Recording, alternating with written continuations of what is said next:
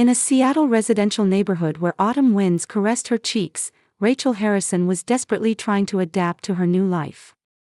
Married life was vastly different from what she had imagined.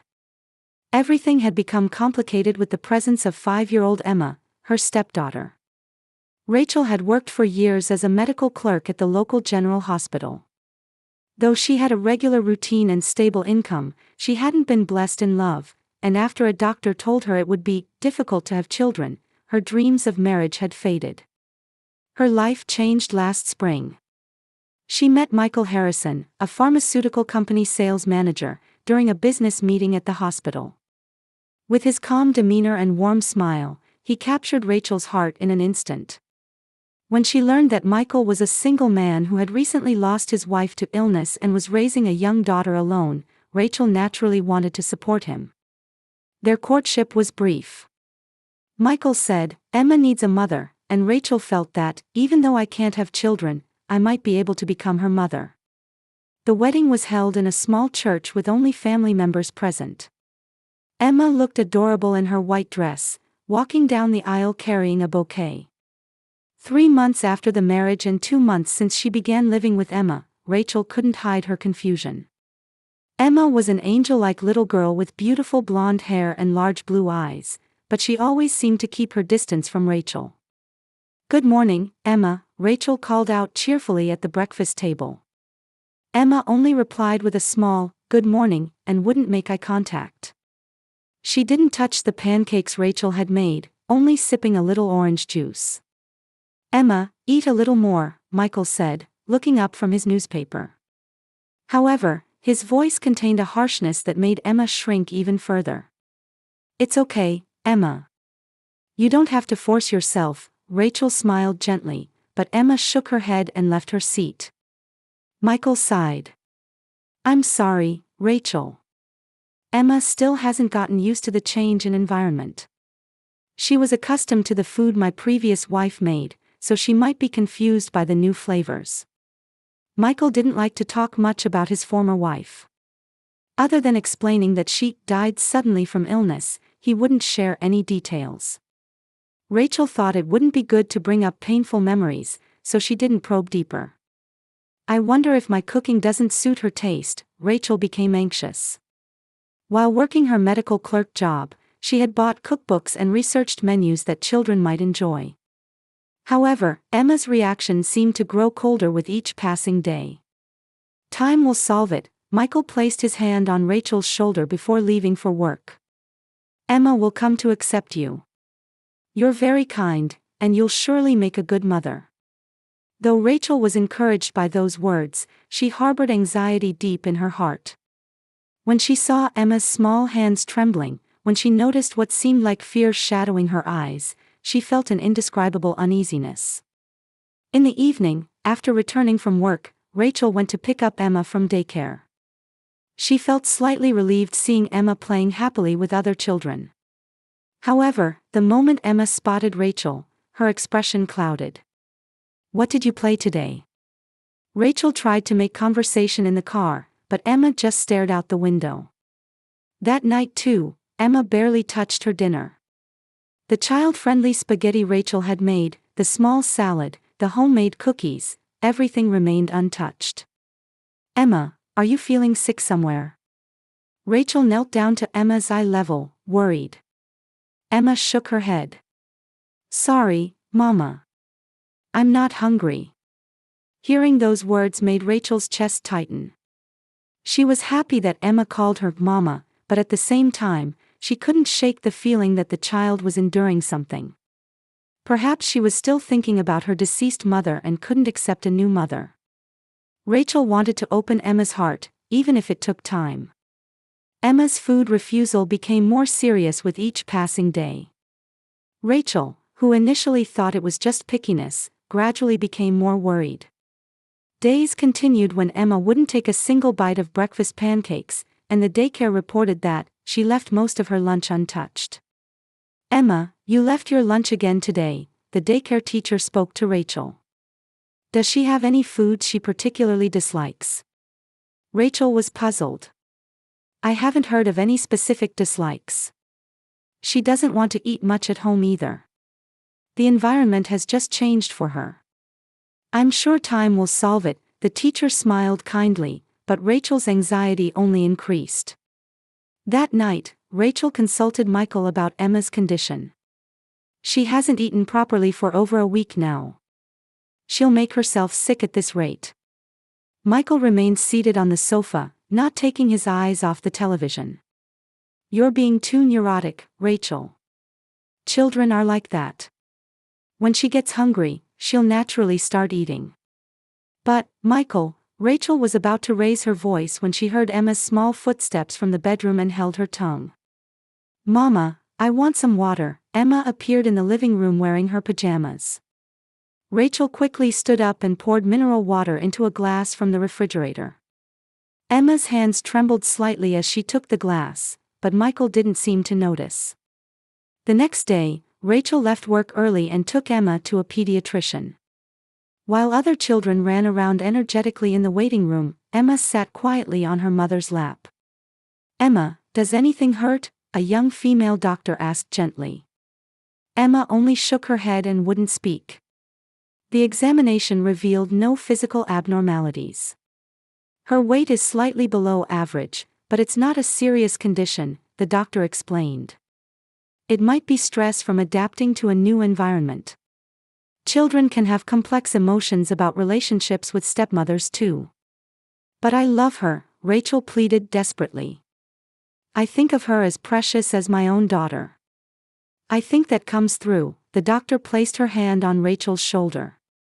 But a mother's death is a major trauma for a child. There might be unconscious resistance to accepting a new mother. If you take time to gradually build a trusting relationship, it will be fine. When they returned home, Michael was already there. What did the doctor say? No physical problems.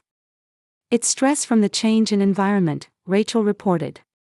Michael looked relieved. That's good then. You were worrying too much after all. However, that night Emma refused dinner again. The chicken rice Rachel had made with love, the corn soup that seemed like something Emma would like, everything remained untouched. Emma, please try just one bite, Rachel pleaded, and Emma shook her head with tears in her eyes. Sorry, Mama. I'm really not hungry. At that moment, Michael suddenly raised his voice. Enough, Emma. Rachel made this especially for you. Emma clung to her chair in fear. Rachel was also startled by Michael's shouting. It was the first time she had seen Michael get so violently angry since their marriage. Michael, calm down, Rachel placed her hand on his arm. Shouting will only make it harder for her to eat. Michael took a deep breath and lowered his tone. Sorry. But it's not good to waste Rachel's cooking. Afterwards, Michael sat Emma on his lap and spoke to her. Emma, don't you want to eat because it's different from Daddy's cooking? Emma nodded slightly. Is Mama's cooking different? When Michael asked, Emma nodded again. Rachel's chest ached. Can you tell me what kind of food you'd like? I'll make anything. However, Emma didn't answer. She just buried her face in Michael's chest and sobbed quietly. From the next day, Rachel desperately began researching cooking. She borrowed children's cookbooks from the library and searched for various recipes on the internet. When she asked Michael about his former wife's specialty dishes, she only got vague answers like, I don't remember, or, it was ordinary home cooking. Rachel spent time carefully selecting ingredients at the supermarket and tried different menus every day.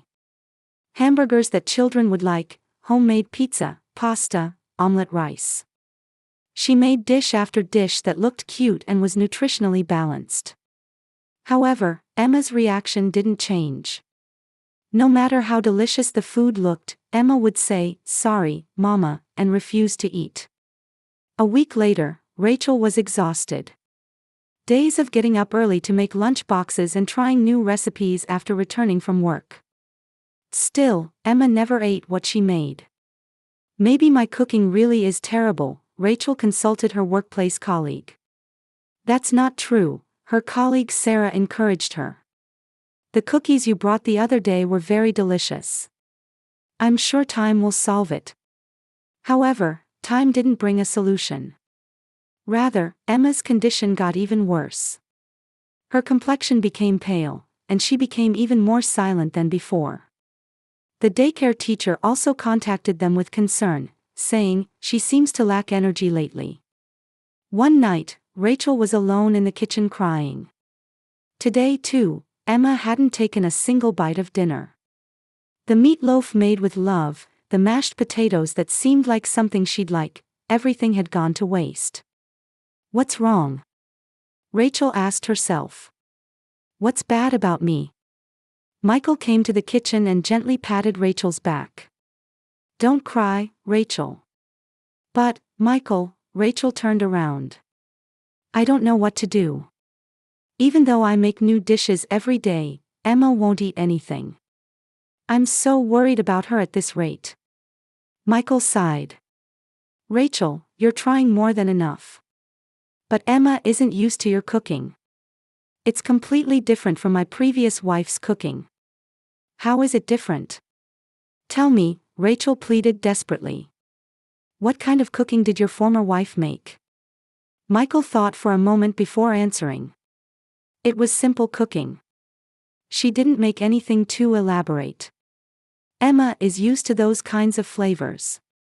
Then I'll try making it simpler, Rachel found hope.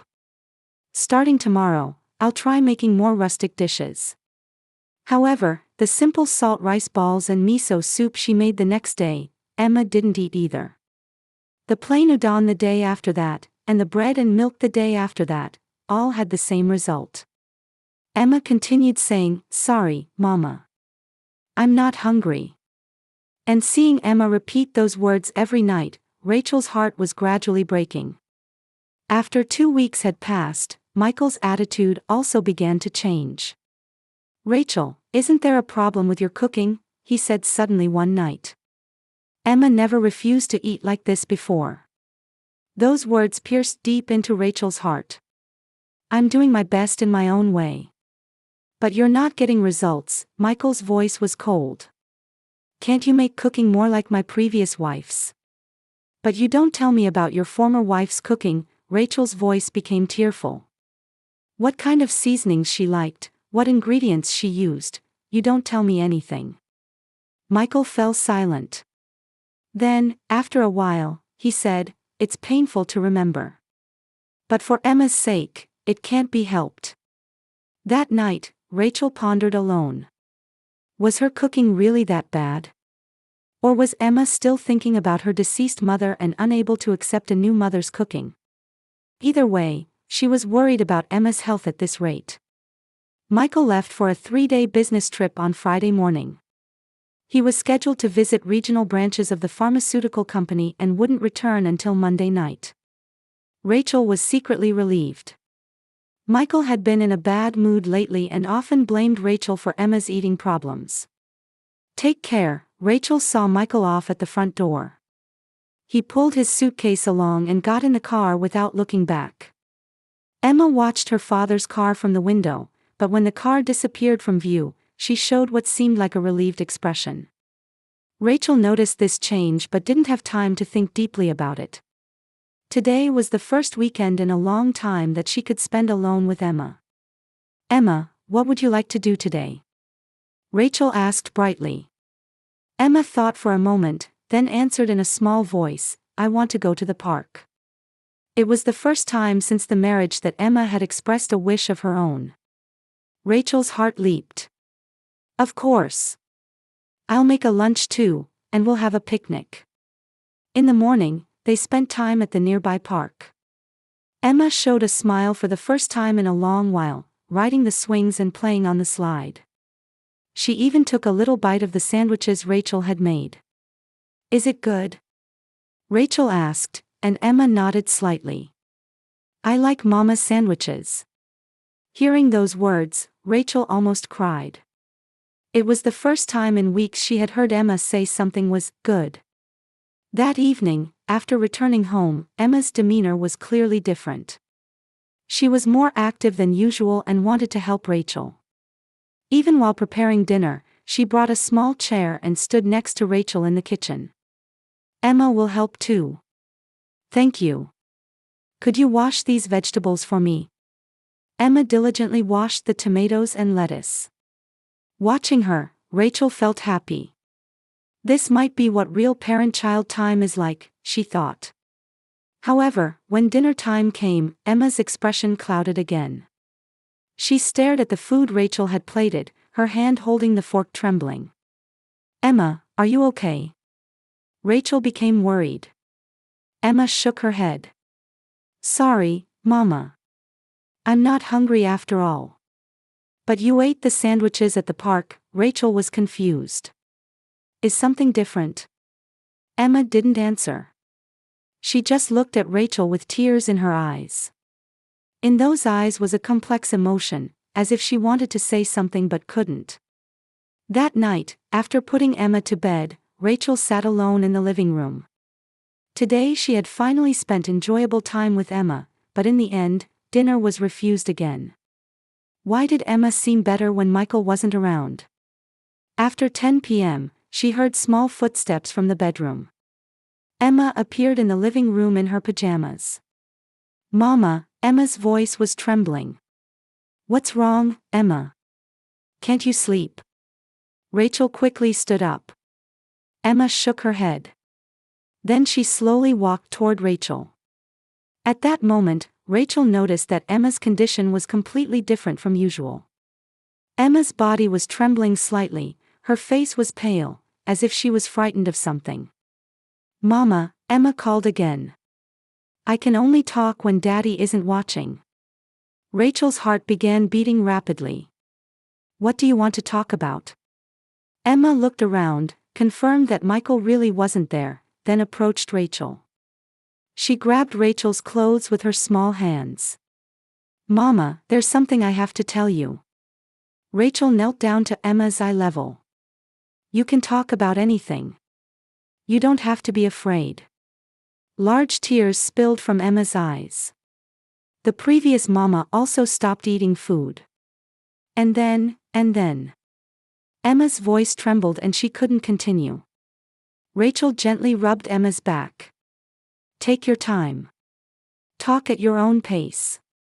After a while, Emma opened her mouth as if she had made up her mind. The previous mama ate food at first too. But gradually she stopped eating.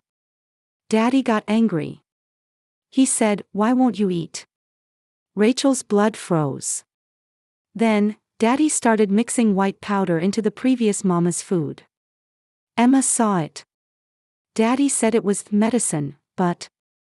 Medicine? Rachel's voice was shaking. Emma nodded.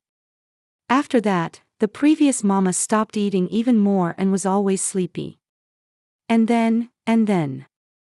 Emma choked on her words.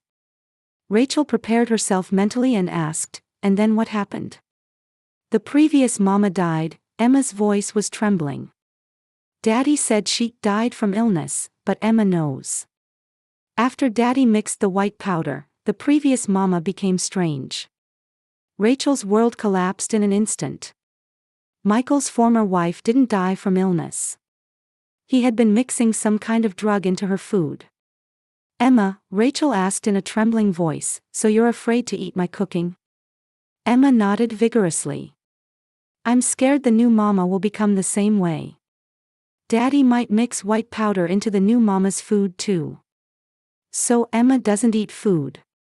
I want to protect the new mama." Rachel was stunned. Emma wasn't rejecting her. She was trying to protect her. A 5-year-old girl had been desperately refusing food to protect her stepmother. "Emma, you were trying to protect me." Emma nodded while crying. "But I'm tired now. I want the new mama to know the truth. Daddy is a bad person." Rachel hugged the trembling Emma. "Emma, thank you for telling me. You're truly a brave child. But if Daddy finds out, he'll get angry." Emma trembled with fear. "Daddy is very scary. He always yelled at the previous mama too." All the puzzle pieces connected in Rachel's mind. Michael's sudden anger, his reluctance to talk about his former wife in detail, Emma's fear, and the reason for her food refusal. Everything pointed to one horrifying truth. "Emma, you're safe. I'll protect you." Rachel stood up. "I'm going to make a phone call." "To who?" Emma asked anxiously. "The police," Rachel answered without hesitation. "We have to tell them everything before Daddy comes back." A light of hope appeared in Emma's eyes. "Really? Will the new mama believe me?" "Of course. You're not lying. And what you did was very brave." Rachel reached for the phone. Her hand was trembling, but her mind was made up. From the moment she heard Emma's confession, it was clear what needed to be done. Michael was a dangerous man. And before he returned on Monday, everything had to be revealed. Emma was beside her mother, showing a relieved expression for the first time. The police arrived 40 minutes after Rachel's call. Despite it being late at night, 2 detectives responded quickly. There was Detective Johnson, an older man, and Detective Rodriguez, a young woman. "Mrs. Harrison, please calmly explain the situation to us," Detective Johnson asked in a gentle tone. Rachel began explaining in a trembling voice while holding Emma on her lap. "My stepdaughter Emma wants to testify about the death of my husband's former wife. I was told that his former wife died from illness, but actually my husband was mixing drugs into her food." Detective Rodriguez knelt down to Emma's eye level. "Emma, you don't have to be afraid. Can you tell us what you saw?" Emma hesitated at first, but with Rachel's encouragement, she gathered her courage again. "Daddy put white powder in the previous mama's food. Every day. The previous mama gradually became sleepy and couldn't walk." "Where did he get that white powder from?" Detective Johnson asked. "From Daddy's room. He took small bags out of his desk drawer." Emma showed the size with her thin fingers. "It was in small bags like this." The detectives looked at each other. "Emma, can you show us that room?" "The room at the very back of the second floor." "Daddy's study," Emma pointed. "He always locks it, but it might be open today." "Because Daddy isn't here." Detective Johnson contacted headquarters on his radio. "Rush the application for a search warrant. We have a suspected murder." Early the next morning, a search team with a warrant arrived. Rachel and Emma were advised to temporarily evacuate to relatives' homes, but Rachel insisted on seeing everything through, and they decided to wait at a nearby hotel. At 10 a.m., Detective Johnson called. "There's something we'd like to discuss immediately. We'll come to the hotel." When the detective arrived, his expression was serious. "Mrs. Harrison, Emma's testimony appears to be correct. Large quantities of prescription drugs were found in Michael Harrison's study." Rachel's heart pounded violently. "What kind of drugs?" "Mainly powerful sleeping pills and tranquilizers. Amounts far exceeding normal prescriptions were stored," Detective Rodriguez explained. "He likely obtained them illegally by abusing his position as a pharmaceutical company sales representative." "That's not all," Detective Johnson continued in a heavy tone. "Jennifer Harrison's diary was found in a hidden safe." Rachel gasped. It was the first time she had heard the former wife's name. The diary's contents were shocking. In the later period of their marriage, Jennifer recorded in detail the psychological abuse from her husband.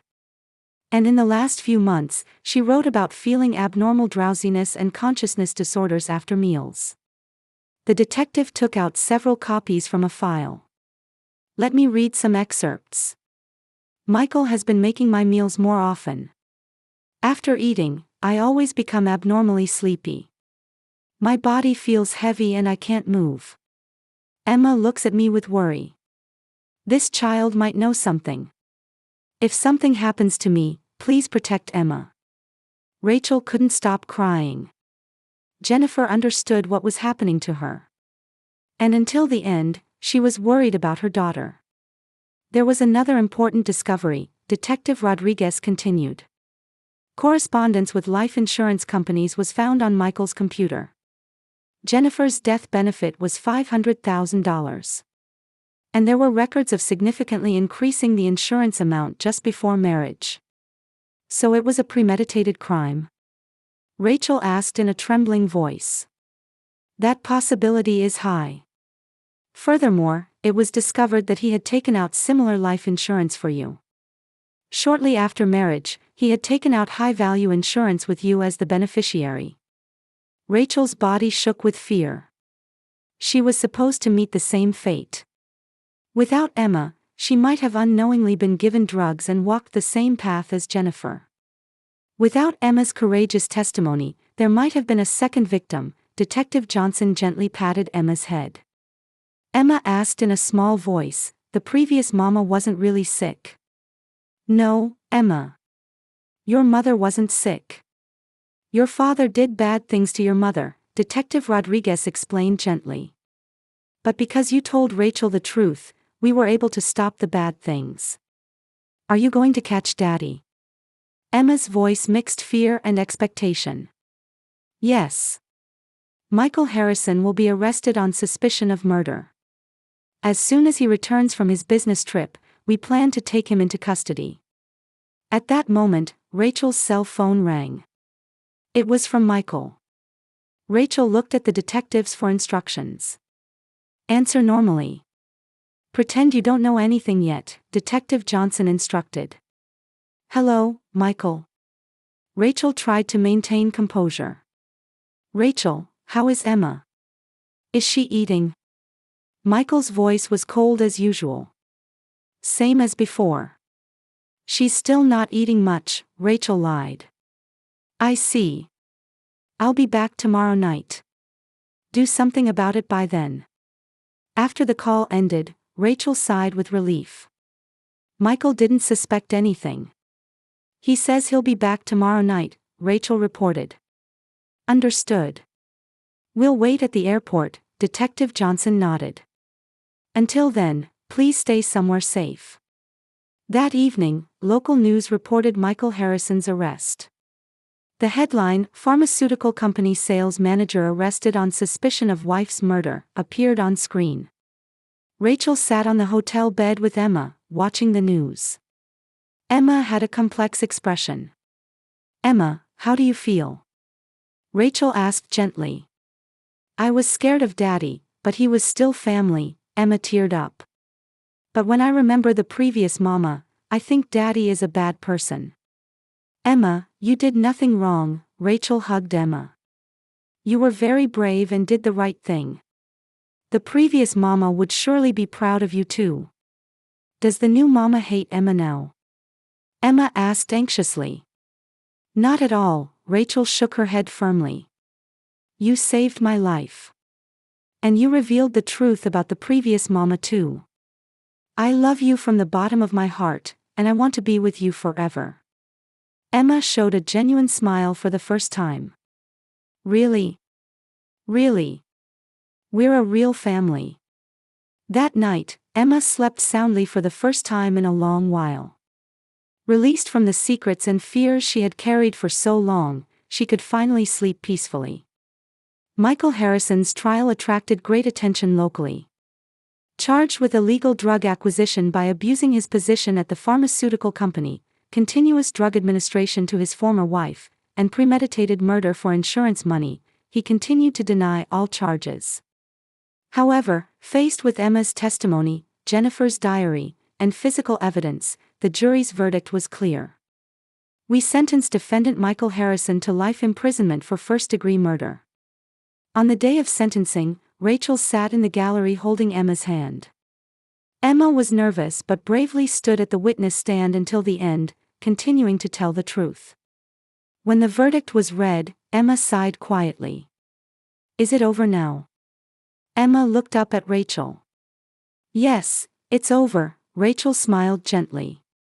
"You don't have to be afraid anymore." During the trial process, Rachel had been proceeding with procedures to become Emma's legal guardian. Michael's parents had already passed away, and Jennifer's parents were elderly and unable to provide care. Most importantly, Emma herself strongly wanted to be with Rachel. "I want to be with Rachel, Mama," Emma repeatedly told the family court investigator. 6 months later, the formal adoption was completed. That day, Rachel and Emma made a small celebratory meal together. For the first time since Emma had begun refusing food, they enjoyed cooking together. "What would you like to make today?" Rachel asked, and Emma thought carefully. "I want to eat the real hamburgers that the previous mama made for me," Emma said. The delicious hamburgers she made before Daddy came. Rachel's heart warmed. Emma was recovering her mother's true memories. The happy memories from before she was dominated by fear. The hamburgers they made together weren't perfect. The shapes were a little uneven, and the vegetables were irregular. However, Emma opened her mouth wide and bit into it deliciously. "It's delicious." Emma's face lit up. "Rachel Mama's hamburgers are the most delicious in the world." Hearing those words, Rachel almost cried. For months, she hadn't been able to hear Emma say something was delicious.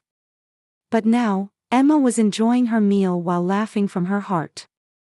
"Emma, your stomach doesn't hurt anymore?" Rachel asked just to be sure. "No, not at all," Emma shook her head. "Because Rachel Mama doesn't put bad things in.